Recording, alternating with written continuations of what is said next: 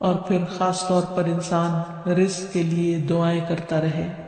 کیونکہ سارے خزانے تو اللہ کے پاس ہیں، وہ جب جس کو جتنا چاہے عطا کر سکتا ہے۔ اس کے لیے نبی صلی اللہ علیہ وسلم کی سکھائی ہوئی مسنون دعائیں بہت ہی بہترین ہیں۔ نبی صلی اللہ علیہ وسلم ہر روز صبح فجر کی نماز کے بعد یہ دعا پڑھتے تھے، اللہم انی اسألک علما نافعا ورزقا طیبا وعملا متقبلا۔ اے اللہ، میں تجھ سے علم نافع،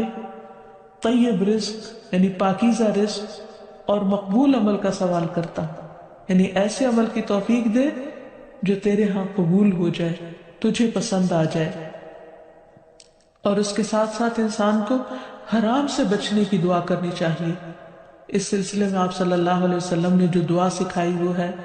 اللہم اکفنی بحلالک عن حرامک واغننی بفضلک عمن سواک۔ اے اللہ، اپنے حلال کے ذریعے حرام سے میری کفایت فرما، یعنی مجھے اتنا حلال دے کہ مجھے حرام کی ضرورت ہی نہ رہے، اور اپنی مہربانی سے مجھے اپنے علاوہ ہر ایک سے بے نیاز کر دے، یعنی مجھے انسانوں کا محتاج نہ کر، کسی اور کا محتاج نہ کر، صرف اپنے خزانوں سے عطا فرما۔ پھر اسی طرح خاص طور پر بڑھاپے کی زندگی کے لیے وسعت رزق کی دعا کرنی چاہیے، کیونکہ جب انسان بوڑھا ہو جاتا ہے تو اس کے اعضاء کمزور ہو جاتے ہیں، وہ اپنے لیے خود کچھ کمائی نہیں کر سکتا، وہ دوسروں پر ڈیپینڈنٹ ہو جاتا ہے، تو اس وقت وسیع رزق کی دعا سکھائی گئی۔ فرمایا، اللہم اجعل اوسع رزقک علی عند کبر سنی وانقطاع عمری۔ اے اللہ، جب میں بوڑھا ہو جاؤں اور میری عمر ختم ہونے لگے تو میرے رزق کو وسیع کر دے۔ اور اسی طرح اپنے لیے اور اپنی اولاد کے لیے وسیع رزق کی دعا کرنی چاہیے، جیسے ابراہیم علیہ السلام نے دعا کی تھی، ربنا انی اسکنت من ذریتی بواد غیر ذی زرع عند بیتک المحرم ربنا لیقیموا الصلاة فاجعل افئدة من الناس تہوی الیہم وارزقہم من الثمرات لعلہم یشکرون۔ اے ہمارے رب، بے شک میں نے اپنی کچھ اولاد کو اس وادی میں آباد کیا جو کسی کھیتی والی نہیں، تیری حرمت والے گھر کے پاس،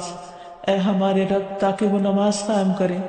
سو کچھ لوگوں کے دل ایسے کر دے کہ ان کی طرف مائل رہیں، اور انہیں پھلوں سے رزق عطا کر تاکہ وہ شکر ادا کریں۔ تو اس میں ہم دیکھتے ہیں کہ ابراہیم علیہ السلام اپنے بچوں کے لیے روحانی رزق کی دعا بھی کر رہے ہیں، جذباتی محبت کی رزق کی دعا بھی کر رہے ہیں، اور پھر اس کے ساتھ ساتھ جسمانی رزق کی دعا بھی کر رہے ہیں جو ہر انسان کی ضرورت ہے، اور اس میں سے بھی بہترین رزق یعنی پھلوں کے رزق کی دعا کر رہے ہیں، کیونکہ انسان کو اللہ تعالیٰ کا صرف رزق ہی نہیں مانگنا چاہیے، بہترین رزق مانگنا چاہیے۔ یعنی ایک تو سمپل سی دعا ہے اللہم ارزقنی، اور پھر ورزقنا وانت خیر الرازقین، جو سورۃ المائدہ میں اللہ تعالیٰ نے دعا سکھائی ہے، اور ہمیں رزق دے اور تو سب رزق دینے والوں میں سے بہترین ہے۔